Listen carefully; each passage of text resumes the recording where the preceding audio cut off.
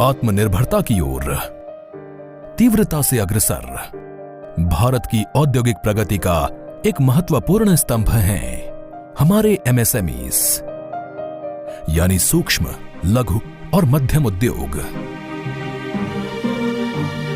जिनका आज देश की जीडीपी में लगभग 30% का बड़ा योगदान है।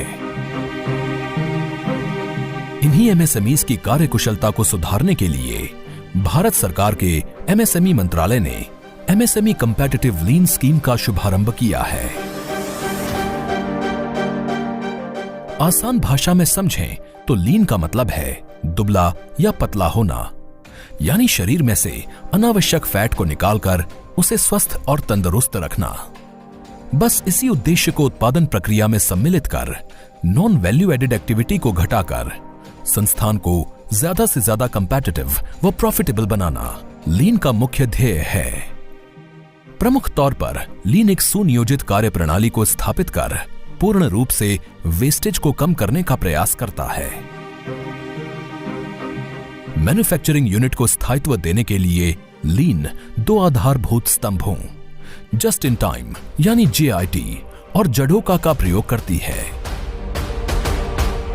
इनके सम्मिश्रण से वर्कर एवं मशीन का उपयुक्त प्रयोग तथा त्रुटियों को सही समय पर नियंत्रित करते हुए कम से कम समय में गुणवत्ता, उत्पादकता, सुरक्षा और अंततः मुनाफा बढ़ाने में मदद मिलती है।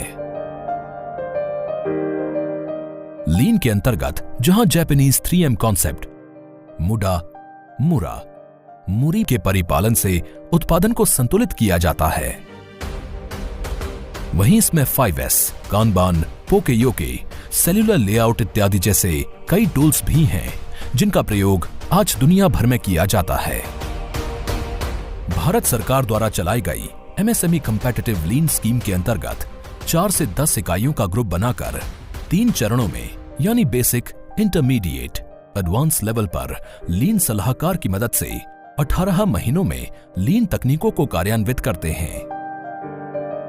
इस योजना का विस्तृत रूप से प्रभाव डालने के लिए सरकार ने लीन सलाहकार की 90% फीस का भुगतान करने का फैसला किया है, जिससे ज्यादा से ज्यादा उद्यम रजिस्टर्ड एमएसएमईज इसका लाभ उठा सकें। इसके अलावा जो एमएसएमई इकाइयां एमएसएमई कम्पेटिटिव लीन स्कीम को सफलतापूर्वक पूरा करती हैं, वो सस्टेनेबल, Z तथा डिजिटल एमएसएमई में उपलब्ध सब्सिडी का लाभ भी उठा सकती हैं।